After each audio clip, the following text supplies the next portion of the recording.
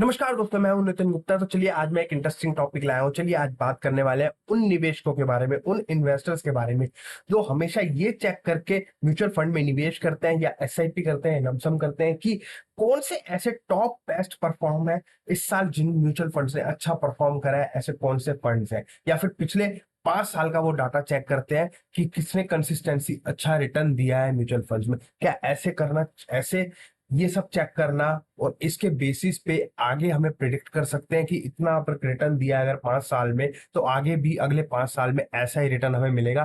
क्योंकि डिस्क्लेमर में हमेशा यही लिखा जाता है, past performance and past return does not guarantee for future.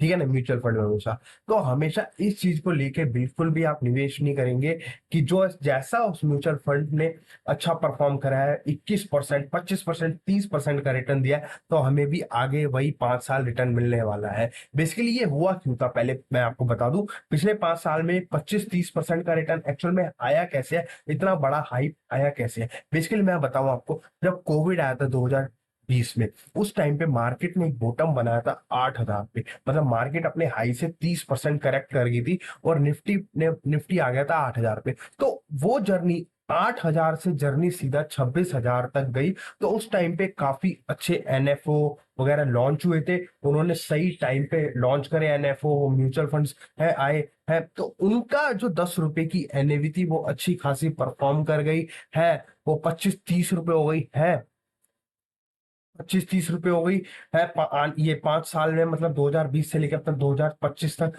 तो इस तरीके से अब उसमें लोगों को लगता है कि ये म्यूचुअल फंड बेस्ट है, इन्होंने तो 25%, 28% का रिटर्न दिया है, तो अगर हम इनमें ही निवेश करके चले तो ये आने वाले अगले 5 साल 10 साल में भी ऐसे ही रिटर्न देगा, 25%, 30% का।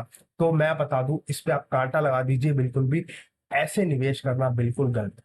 आपको बेसिकली अपने माइंड में टाइम डिसाइड करना है, ना कि रिटर्न, कितना रिटर्न मिलेगा, कैसे मिलेगा। आपको डिसाइड करना है एक गोल अपना। अगर आपका, मैं आपको मान के चलूं, अगर आपका एक गोल है 15 साल बाद 1 करोड़ का गोल है, एक छोटा सा अमाउंट एग्जाम्पल के तौर पे लेते हैं। ये मत सोचिए कि 15 साल बाद क्या होगा 1 करोड़ का, वो सब बात की बात। मैं एक एग्जाम्पल दे रहा हूँ, 15 साल बाद आपको 1 करोड़ रुपए चाहिए है, और उसके लिए एक आपको कैलकुलेशन करनी पड़ेगी, ऑन एन एवरेज रिटर्न 15% से एसआईपी के। ठीक है, मैं उससे नहीं करना कैलकुलेट जो रिटर्न पिछले 5 साल में 25%, 30% पे दिया है, सिर्फ ऑन एन एवरेज 15% से। तो आपको 15% का अगर एक्सआईआर रिटर्न आएगा 1 करोड़, 1 करोड़ का कॉर्पस इकट्ठा करने के लिए, तो आपको 15,000 की एसआईपी करनी ही पड़ेगी। ठीक है, इतना अमाउंट आप डिसाइड करके चलिए माइंड में कि 15,000 की एसआईपी तो मुझे करनी पड़ेगी, तभी मेरा हो सकता है 15 साल में 1 करोड़ का कॉर्पस इकट्ठा हो सकता है।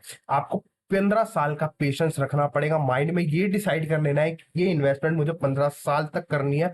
15 साल तक ये डिसाइड नहीं करना कि रिटर्न इतना आ जाएगा, वो आ जाएगा है।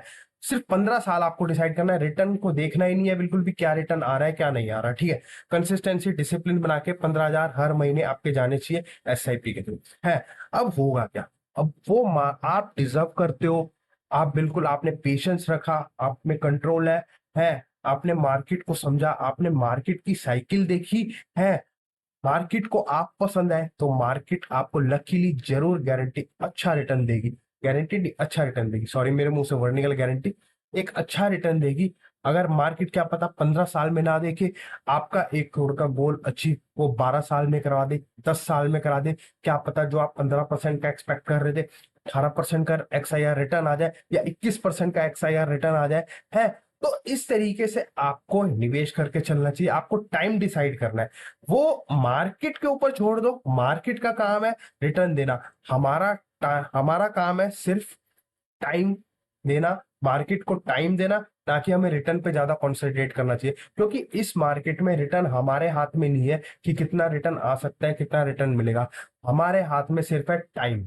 हम टाइम, कितने टाइम के लिए हम निवेश कर रहे हैं, हम कंट्रोल कर रहे हैं अपने आप को, अपने इमोशंस को कंट्रोल कर रहे हैं, अपने डिसिप्लिन को मेंटेन कर रहे हैं, हम पेशेंस रख रहे हैं बिल्कुल, और कंसिस्टेंटली हम अमाउंट डाले जा रहे हैं, डाले जा रहे हैं। या लमसम जिसने डाला है, अगर अमाउंट जिसने लमसम डाला है और उसने डिसाइड कर लिया कि मुझे 15 साल बाद इतना अमाउंट कॉर्पस इकट्ठा करना है, 15 साल बाद 1 करोड़ रुपए कॉर्पस इकट्ठा करना है, तो बेसिकली उसे आज के टाइम पे कितना डालना पड़ेगा, है, तो उसे आज के टाइम पे मोटा मोटी मतलब 12.5 लाख रुपए डालने चाहिए, तब उसका 15 साल में कॉर्पस इकट्ठा हो पाएगा। आप कैसे 15% के सीएजीआर रिटर्न से 12.5 लाख, 25 लाख, 25 का 50, 50 का 1, तो इस तरीके से एक्सपेक्ट करके चलिए। अब क्या जरूरी नहीं है कि वो 15 साल में अचीव हो, क्या पता वो पहले अचीव हो जाए, क्या पता सीएजीआर उसका 18% से ग्रो हो जाए एकदम से पैसा, मतलब 18% से ग्रो हुआ उसका पैसा, तो वही पैसा उसका 12-13 साल में 1 करोड़ अचीव हो गया, गोल अचीव हो गया। तो आपको मार्केट पे ज्यादा रिटर्न पे ध्यान देने की जरूरत नहीं है कि किसने ज्यादा अच्छा रिटर्न दिया है। आपको बस एक normal on an average return और पे निवेश करना चाहिए, on an average return expect करना चाहिए और उसके बेसिस पे निवेश करना चाहिए। और मैं बता दूं, जो आज के टाइम पे, मैं ये नहीं कह रहा कि वो फंड बेकार है जिन्होंने अच्छा परफॉर्म करा है पिछले 5 साल में, मैं ये कह रहा हूं उन्होंने बहुत आउट परफॉर्म कर दिया है, वो अब थोड़े टाइम कंसोलिडेट कर सकते हैं फंड। हमेशा पास्ट डाटा में यही देखा गया है, जो जितनी भी एएमसी कंपनीज के फंड थे उन हमेशा उनमें बैक टेस्ट यही किया गया है, चेक किया गया है, जो फंड पहले परफॉर्म कर गया है एक टाइम पे वो कैटेगरी नंबर 10 पे आ जाता है, जो टॉप 1 पे होता है एक टाइम पे। सबकी साइकिल आती है एक तरीके से। तो इसीलिए बेसिकली कहता हूँ जिसने 25% रिटर्न दे दिया अब वो थोड़े टाइम कंसोलिडेट कर सकता है फंड। तो इसीलिए आपको हमेशा ऑन एन एवरेज रिटर्न देख के इन्वेस्ट करना चाहिए और अपने माइंड में एक टाइम डिसाइड कर लीजिए, गोल डिसाइड कर लीजिए और उसके अकॉर्डिंग निवेश कीजिए। बाकी आपको यह वीडियो कैसा लगा हो तो लाइक एंड शेयर जरूर करें और अपनी राय जरूर हमें कमेंट में दीजिए। नमस्कार।